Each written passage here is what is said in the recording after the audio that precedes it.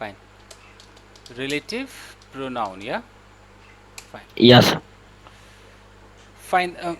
होता क्या है रिलेटिव प्रोनाउन एक्चुअली, आपको ज़्यादातर कुछ डब्ल्यू एच वर्ड्स दिखाई देने वाले हैं. एक दिखाई देगा आपको हु, और एक दिखाई देगा आपको विच. आपको हुज भी यस. दिखाई दे सकता है, आपको होम भी दिखाई दे सकता है, और आपको दैट भी दिखाई दे सकता है, और आपको वाट भी दिखाई दे सकता है. इन सब से ये बनते हैं. तो करके देखें. Yes sir. ओके. तो मैं इस व्हाट को हटाता हूँ क्योंकि ये एक्चुअली नाउन क्लॉज में चला जाता है, तो मैं यहाँ तक पहले बताता हूँ. चलिए, अगर मैं एक सेंटेंस लिखता हूँ कि हु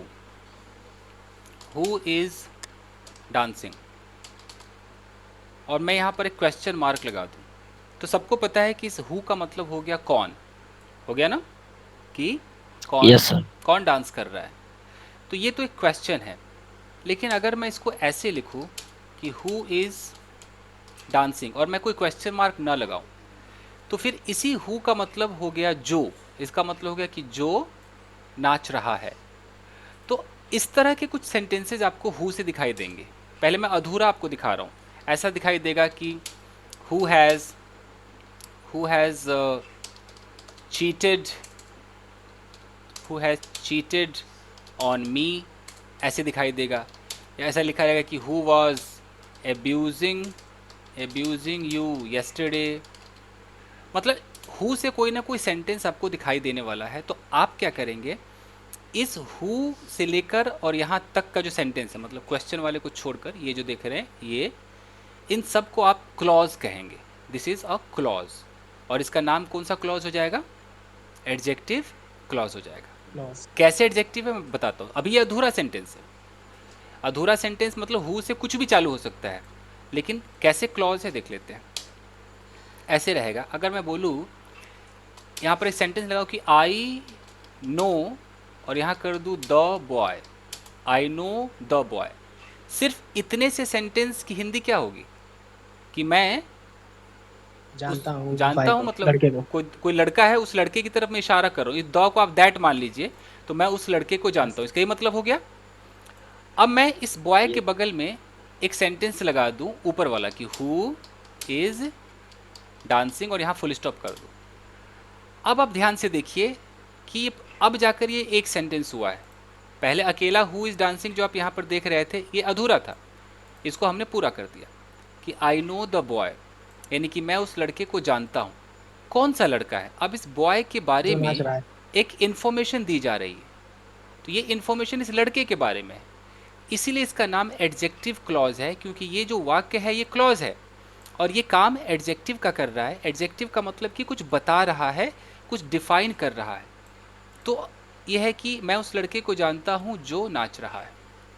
अंग्रेजों को ये नहीं पता है कि हु का मतलब यहाँ जो है. उनको तो हिंदी नहीं पता, तो उनको ऐसे पता चलता है कि okay, I know the boy. अब ये बॉय की डिटेल, उसको कहते हैं बॉय का डिटेल है. Okay, that boy who is dancing. It means उनको लगता है कि अच्छा ये लड़का ये कुछ एक्टिविटी कर रहा है. ये जो एक्टिविटी है, डांस का जो एक्टिविटी है, अच्छा वो ये लड़का कर रहा है, तो उस लड़के को ये जानता है. एक और सेंटेंस अगर मैं उठाऊं, मैं बोलूं कि she is the girl. She is the girl. और मैं बोल दूं कि who has cheated on me. अब इसकी हिंदी क्या होगी भाई? कि शी यही इज़ वो द गर्ल. लड़की है जो मुझे वही वो लड़की है जिसने मुझे चीट किया धोखा है. दिया. Who has cheated on me, जिसने मुझे धोखा दिया है. तो हो क्या रहा है टोटल? हम किसी की तरफ इशारा कर रहे हैं, लड़की हो या लड़का हो. उसके बाद उस लड़की लड़के के बारे में एक इन्फॉर्मेशन भी दे रहे हैं कि वही लड़की, कौन सी लड़की, तो उसका एक हम कोई या तो पास्ट की हिस्ट्री बता दे रहे हैं, या उसका कुछ भी एक डिफाइन कर दे रहे हैं. तो हमें कुछ इन्फॉर्मेशन बस किसी का देना है. जैसे मैं बोलूँ कि दिस इज़ द मैन. मैं अगर ऐसे बोलूँ, ये वही आदमी है. अब मुझे एक इन्फॉर्मेशन देना है. इन्फॉर्मेशन है कि वही आदमी है जो मेरे मेरे मेरे घर के बगल में रहता है. तो मैं कैसे बोलूँगा? हु लिव्स, या तो बिसाइड कर दो, who lives beside my house. समझ में आ रहा है? Yes yes sir. सर। हाँ जी। तो अब ये बनेगा कैसे? तो या तो ऐसे बनेगा कि हम दिस से इशारा करें, हम शी से इशारा करें, या तो ऐसे बनेगा। नहीं तो ये ऐसे भी बन सकता है।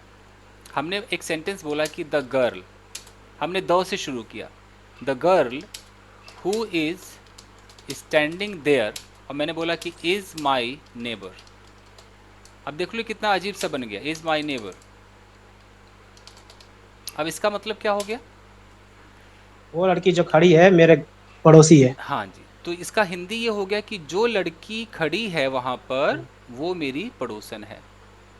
तो यहाँ भी हम क्या कर रहे हैं, इस गर्ल के बारे में यहाँ से यहाँ तक जो बता रहे हैं कि हु इज स्टैंडिंग देयर, इतना जो आप देख रहे हैं ये एक क्लॉज है, और इसका नाम क्या है? Adjective clause. इतना सा है। तो आप और जब, सर खाली हु जो है वो रिलेटिव प्रोनाउन है ना? हाँ जी, ये हु आपका रिलेटिव प्रोनाउन है, ये प्रोनाउन फैमिली का है। Yes sir. और इससे जो ये वाक्य बनकर तैयार हो गया है, इसको आप रिलेटिव क्लॉज भी कह सकते हैं या एडजेक्टिव क्लॉज भी कह सकते हैं। यही बस सर वो तो कोई भी, सर ये तो कोई भी टेंस में रह सकता है ना sir? Who is standing, who has been, ये किसी भी टेंस में हो मतलब उस, सकता है। मतलब अच्छा उस लड़की की डिटेल हम या तो प्रेजेंट में दे रहे हैं या पास्ट में दे रहे हैं, या हम पता नहीं फ्यूचर में कोशिश करके देखते हैं कि फ्यूचर में दे पाएंगे कि नहीं, क्योंकि फ्यूचर तो किसको पता है। अगर मैं ऐसे बोल दूं कि द गर्ल, और मैं बोलूं कि हु विल मैरी यू, अगर ऐसे बोल दूं कि the girl who will marry you is sitting with a boy in the park, आप समझ में आ रहा है ना? यस। तो ये जो हु, लड़की यस तुमसे सर। शादी करेगी वो पार्क। हाँ, तो यहाँ तक ये आपका रिलेटिव, ये रिलेटिव प्रोनाउन है, और ये पूरा जो है ये एडजेक्टिव क्लॉज हो गया। तो ये जो हु विल मैरी यू जो है, यही है जो इन्फॉर्मेशन दे रहा है, यही चीज़ है। अगर मैं ये हटा लूँ तो सीधा क्या हो जाएगा कि the girl is sitting with the boy in the park, यानी कि वो लड़की किसी लड़के के साथ पार्क में बैठी है। तो पता ही नहीं चल रहा है कि कौन सी लड़की बैठी है। कुछ तो बताओ, कुछ तो डिफाइन यस करो सर। कि लड़की कौन है, मेरी पड़ोसन है, कौन है। तो वो डिफाइन करने के लिए हमने ऐसे सहारा ले लिया, हु विल मैरी यू। तो डिफाइन करना है।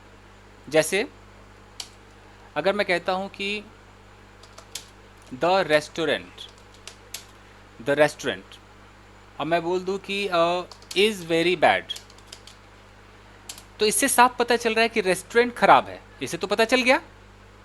लेकिन अगर मैं इस रेस्टोरेंट के बारे में कुछ बताना चाहूँ तो मैं किस चीज़ का सहारा लूँगा? मैं रिलेटिव प्रोनाउन का सहारा लूँगा। मैं बोलूँगा कि द रेस्टोरेंट। अब रेस्टोरेंट इंसान तो नहीं है, तो हु नहीं लगेगा, क्या लगेगा? विच लगेगा, द रेस्टोरेंट। अब मैं बोलूँ कि restaurant which is situated, situated near your college, near your college is very bad. अब बताइए क्या कर दिया हमने? यहाँ से लेकर के और यहाँ तक ये क्या हो गया? कौन सा क्लॉज हो गया? Adjective clause. हमने ये क्यों लिखा, क्यों ज़रूरत पड़ी? क्योंकि मैं इस रेस्टोरेंट के बारे में कुछ बताना चाह रहा था कि वो रेस्टोरेंट बुरा है, सारे रेस्टोरेंट बुरे नहीं है, वो रेस्टोरेंट बुरा है जो तुम्हारे कॉलेज के पास सिचुएटेड है, जहाँ पर वो स्थित है, वो बुरा है। या मैं ऐसे बोल दूँ, ऐसे बोलूँ कि द पेन, द पेन, और मैंने यहाँ पर बोला कि which you are using, the pen which you are using is very expensive. अगर मैं इस विच से लेकर के यहाँ तक देखूँ ये आपका हो गया क्लॉज। अगर मैं इसको हटा दूँ तो होगा कि पेन इज़ वेरी एक्सपेंसिव, यानी कि पेन जो है वो बहुत महंगा है। लेकिन कौन सा पेन महंगा है, मैं उसके बारे में कुछ बताना चाह रहा हूँ। तो वो पेन महंगा है विच यू आर यूजिंग, जिसको तुम इस्तेमाल कर रहे हो, वो महंगा है। यही है आपका रिलेटिव प्रोनाउन। ओके सर एक ऊपर वाले में सर यहाँ पे विच के बाद सब्जेक्ट नहीं लगा, जैसे यहाँ पे विच के बाद यू आर यूजिंग, यहाँ पे विच के बाद विच इज सिचुएटेड, मतलब सब्जेक्ट भी आ सकता है और नहीं भी आ सकता। अच्छा, ये पूछ रहे हैं कि यहाँ विच के बाद इज है, यहाँ विच के बाद यू है, यही ना? Yes sir. समझ गया, समझ गया। जब हम हिंदी में सोचते हैं तो कई बार कहते हैं ऐसे कि अगर हम कहते हैं जो, तो इसकी, यस तो आप इसको हु भी कह देते हैं, अगर कोई इंसान ना हो तो आप क्या कह देते हैं, विच भी कह देते हैं। ओके, विच जैसे मैं बोलूँ कि the dog which is barking, the dog which is barking there is very dangerous. Okay, तो यहाँ पर आप ध्यान से अगर देखें तो विच के बाद इज आपको दिखाई दे रहा है, यही है ना, इज दिखाई दे रहा है। यस यानी कि यस हम कह रहे हैं कि वो कुत्ता जो है वो डेंजरस है। अब बहुत ध्यान से देखिएगा, इसको पहले मैं हाईलाइट कर दूं। कुत्ता डेंजरस है। कौन सा कुत्ता डेंजरस है? Which is barking. ये जो बार्किंग का जो काम कर रहा है, ये काम भी कौन कर रहा है? वो कुत्ता ही कर रहा है। समझ रहे हैं? यस तो यस यही कुत्ता डेंजरस है, यही कुत्ता भौंक रहा है, तो मैं विच लगाकर जो इज लगा रहा हूँ वो इसलिए लगा रहा हूँ क्योंकि ये जो बार्किंग का काम जो है वो ये कुत्ता ही कर रहा है। अब बहुत ध्यान से देखिएगा, यहाँ देखिए कि the pen which you are using is very expensive. यहाँ पर पेन एक्सपेंसिव है, लेकिन मैंने विच के बाद यू लगाया है, यानी कि पेन अपने आप को इस्तेमाल नहीं कर रहा, पेन को इस्तेमाल करने वाला कोई और व्यक्ति आ गया यहाँ पर, कोई और व्यक्ति यहाँ पर आ गया, इस तो मुझे उसका जिक्र करना पड़ा। यहाँ पर विच के बाद इज है, यहाँ पर ना तो यू है, ना शी है, ना इट है, क्योंकि यहाँ पर हम डॉग ही डेंजरस है और बार्क करने का काम भी डॉग कर रहा है। एक ही सब्जेक्ट है ना, ये दोनों एक ही सब्जेक्ट, दोनों काम कर रहा है ना, डेंजरस भी डॉग ही है और बार्किंग भी डॉग कर रहा है। यहाँ पर आप सब्जेक्ट बदलता हुआ नहीं देख पा रहे हैं। एक्सपेंसिव कौन है? पेन है। और यूज कौन कर रहा है? तुम कर रहे हो। आपको दो सब्जेक्ट नहीं दिख रहा है, एक पेन यस अलग सर है, यहाँ पर हमने एक और सब्जेक्ट की एंट्री कर दी है, तो उस सब्जेक्ट को दिखाने के लिए मुझे यहाँ पर ये यू लगाना पड़ा है। एक और एग्जाम्पल करके देखते हैं, शायद समझ में आए। ओके, अगर मैं ऐसे बोल दूँ कि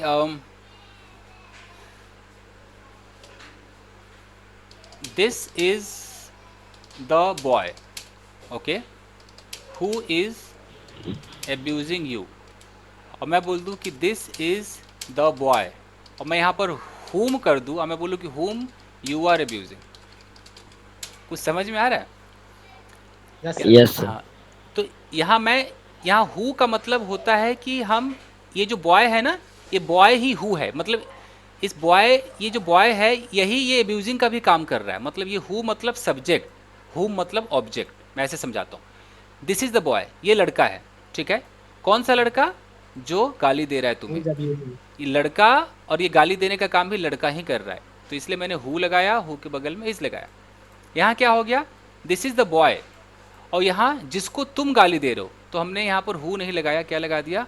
हुम लगा दिया। कि यहाँ हुम का मतलब हो गया कि अब ये लड़का गाली नहीं दे रहा है, इस लड़के को गाली पड़ रही है। हुम का मतलब कि अब ये जो गाली है इस लड़के पर जा रहा है। दिस इज द बॉय हुम, जिसको यू आर अब्यूजिंग, तुम गाली दे रहे हो।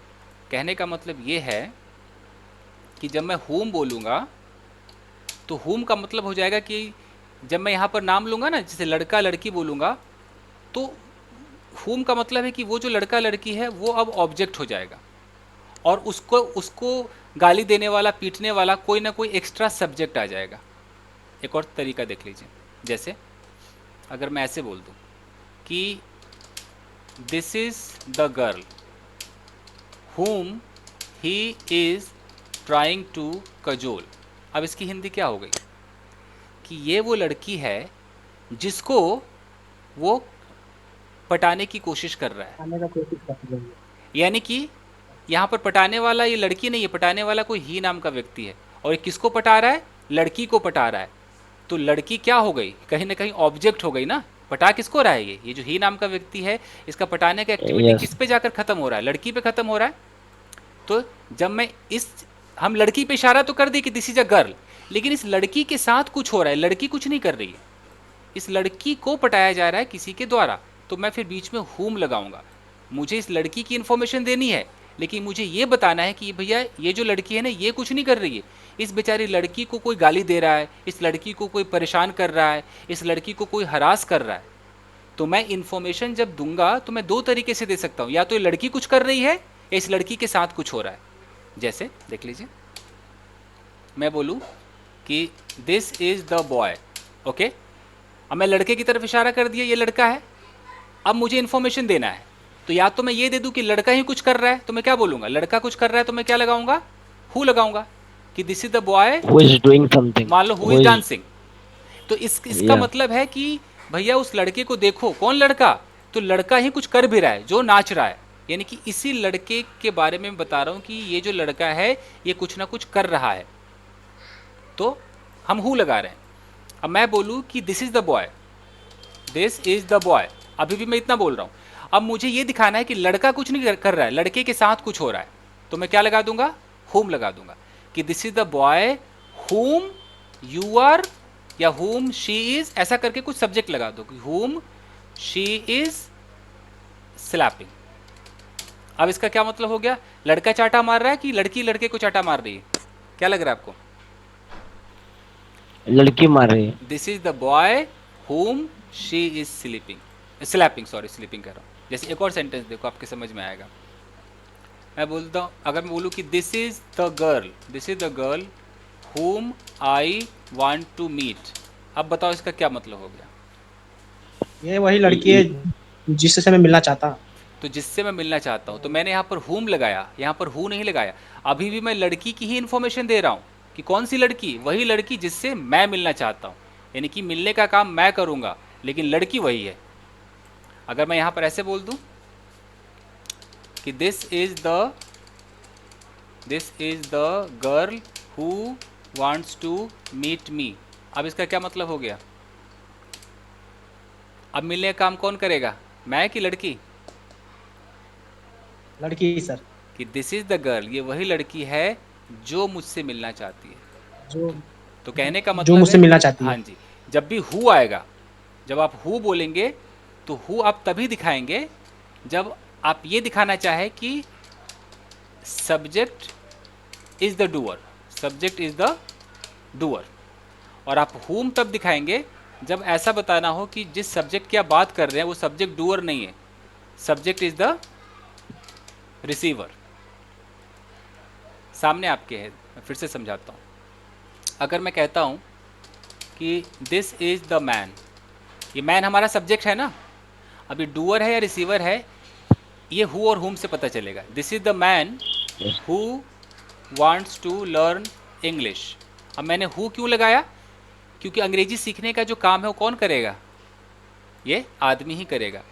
ये आदमी हमारा सब्जेक्ट है, और ये आदमी डूअर है या रिसीवर है, क्या है ये आदमी, कुछ समझ में नहीं आ सर रहा वो है। डूअर है, अंग्रेजी सीखने का डूअर सर, काम ये डूअर। आदमी करेगा। तो मेरे कहने का मतलब है कि आप जिसकी तरफ इशारा कर रहे हो, आदमी, औरत, डॉक्टर, इंजीनियर, आप हु लगाओगे तो आपको हु के बाद बताना पड़ेगा कि वो बंदा क्या कर रहा है, क्या कर रहा था या क्या करेगा, तो तभी आप हु लगा सकते हो। आप हुम तब लगाओगे जब इसके साथ कुछ होगा, कोई और बंदा इसके साथ कुछ करेगा, तब आप हुम लगाओगे। हु और हुम का इतना फर्क तो हिंदी में समझ लो ना, हु मतलब जो, यस सर, हु मतलब जो, और हुम मतलब जिसको, हिंदी में समझ लो, यस। क्या दिक्कत है, ये है। इसीलिए जब हम विच लगाते हैं तो विच में ना इंसान दोनों के लिए एक ही लगाता है, मतलब विच मतलब जो भी हो गया, और विच मतलब जिसको भी लगा देता है। हुम लोग नहीं लगाते हैं जानवरों के लिए, इसके लिए जिसको दोनों कर देते हैं। जैसे अगर मैं बोलूँ कि this is the dog, this is the dog which is barking, यहाँ पर ये कुत्ता है और ये कुत्ता ही भौंक रहा है, यही है ना।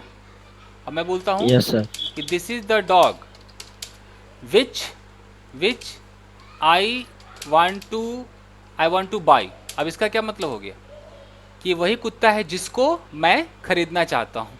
समझ में आ रहा है, अच्छा, क्योंकि हम यहाँ पर हम हुम नहीं लगा सकते कि जिसको मैं खरीदना चाहता हूँ, तो दिस इज द डॉग हुम आई वांट टू बाई, जानवरों के लिए तो विच ही रहेगा ना, तो इसीलिए नॉन लिविंग थिंग्स। हाँ, नॉन लिविंग थिंग्स जो भी है, जानवर हो या मोबाइल हो, कुछ भी हो, उसके लिए दोनों ही चीज़ में विच है।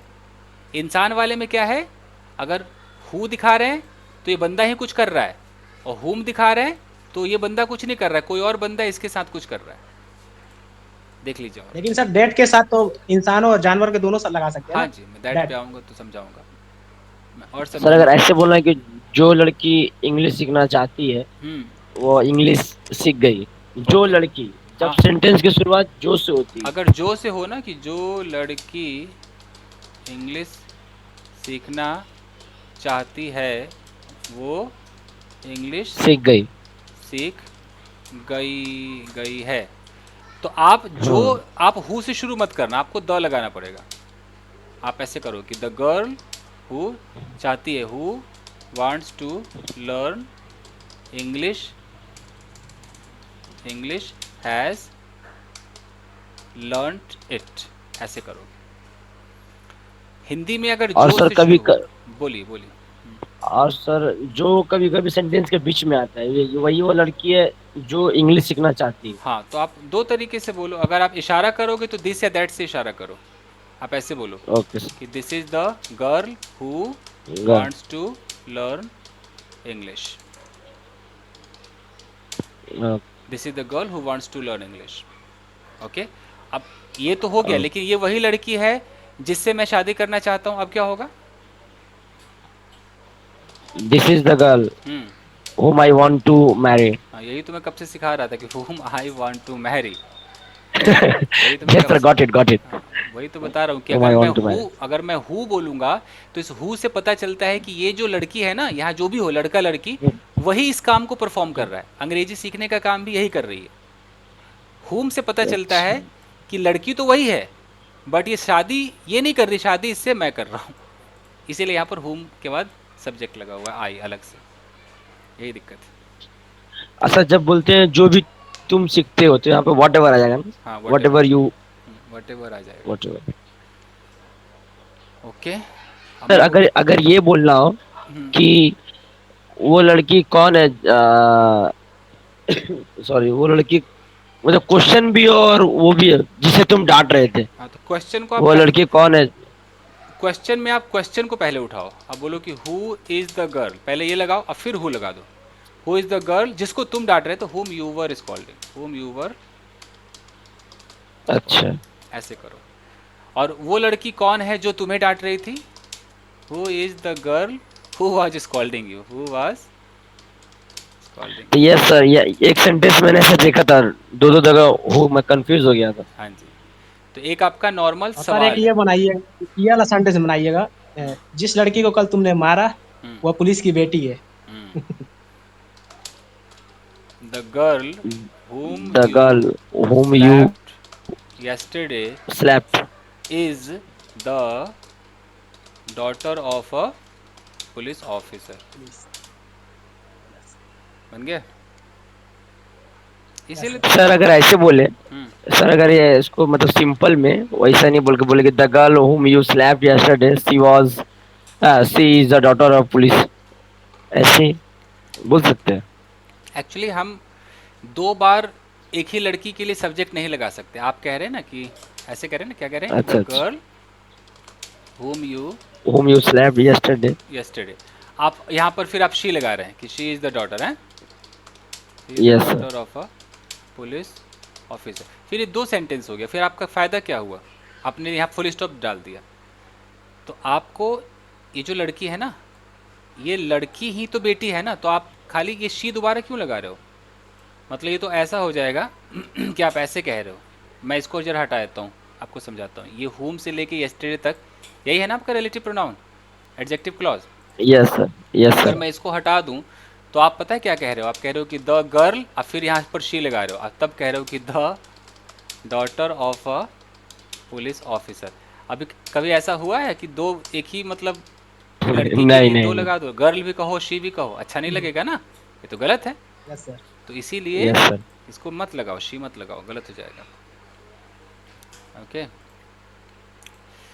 ठीक है। जिस लड़की ने तुम्हें प्रपोज किया वो एक नेता की बेटी है। अब क्या होगा? The girl whom you Who you proposed। propose? Who whom per proposed नहीं, you, who proposed। proposed you is the Daughter of leader. is the daughter of leader। daughter of a leader। leader। ऐसे होगा। ठीक है जी, समझे। Sir अगर object मेरे ऊपर काम करता है तो हु लगाएंगे, और हम लोग किसी ऑब्जेक्ट के ऊपर काम करते तो हुम लगाएंगे। ऐसे करके देख लेते हैं कि ये वही लेडी है, दिस इज द लेडी। अब मैं यहाँ पर दिस इज हु द लगाऊं या हुम लगाऊं, ये पता कैसे चलेगा, यही है ना क्वेश्चन, कैसे पता यस चलेगा। Sir yes. तो मैं, तो मेरे ऊपर है कि मैं अगर इस लेडी की एक्टिविटी दिखाऊंगा कि लेडी कुछ कर रही है, कुछ कर रही थी, कुछ करेगी, तो मैं क्या लगाऊंगा, हु लगाऊंगा। और अगर हु इस लेडी के साथ कोई और बंदा कुछ करेगा तो मैं क्या लगाऊंगा, हुम लगाऊंगा। हुम। होम। तो करके देखते हैं, ओके करके देखते हैं यस सर यस। कि दिस इज द लेडी। मान लो अब मुझे लेडी का ही दिखाना है कि लेडी ही कुछ कर रही है, कि वही औरत है जिसने एक लीडर को कल थप्पड़ मारा था, तो मैं हु लगाऊंगा, आखिर थप्पड़ मारने का काम लेडी ने किया। हुम तो who whom. Slap slap the the leader. Leader leader leader yesterday. Yesterday. Yes. और मैं अगर हुम लगाऊंगा तो ऐसे होगा कि दिस इज द लेडी, एक minute, this is the lady जिसको किसी ने छेड़ा। तो अब लड़की को तो छेड़ने वाला कोई और है, तो मैं क्या लगाऊंगा, यस। whom हुम someone someone most molested, molested. molested। और अगर जैसे कई लोगों को whom अच्छा नहीं लगता है तो चाहे तो पैसिव का सहारा ले सकते हैं। पैसिव का सहारा लेंगे तो आपको who से ही काम चलाना होगा।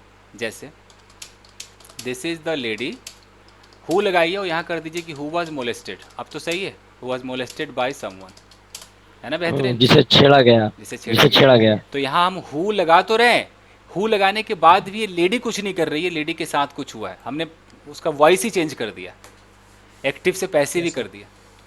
तो ये भी एक अच्छा तरीका है, नहीं? यस सर ये भी अच्छा। कि आप होम के चक्कर में पड़ो ही मत। लेकिन होम की जरूरत पड़ ही जाती है। आप कैसे बोलोगे कि ये वो लड़की है जिससे मैं प्यार करता हूँ, कैसे बोलोगे कि दिस इज द गर्ल। अब प्यार आप करते हैं, लड़की कुछ नहीं कर रही, तो हमें होम लगाना पड़ेगा कि this is the girl home I love. अब आप कहो कि सर मैं पैसिव में करके देखूं, तो देखते हैं कि this is the girl who is loved by me. कितना बेकार सा लग रहा है, नहीं लग रहा है? यस है सर। ना? तो इसीलिए कहीं ना कहीं हमें सर होम की जरूरत पड़ जाती है। सर अगर प्यार करता था तो सिर्फ लव्ड कर देंगे ना। हाँ हाँ, होम आई लव्ड, ये वही Oh my लड़की love। है। बहुत बेहतरीन। मान लो मार्केट से एक लड़की गुजर रही है, आपने बोला बे देख देख देख, ये तो वही लड़की है जिसके साथ मैं पार्क जाया करता था। कैसे होगा कि this is this is the girl जिसके साथ, with whom with whom I use to go I to used to go to park. Park. ऐसे है ना बेहतरीन। यस सर ये बहुत काफी यूज होता है सर स्पोकन में रिलेटिव प्रोनाउन। ठीक है, तो आगे मैं आपको दैट और बहुत सारा छूट गया कराऊंगा। एक्चुअली 8 बजे वाले को बुला लूँ, यस सर यस। इसको मैं स्टॉप करता हूँ।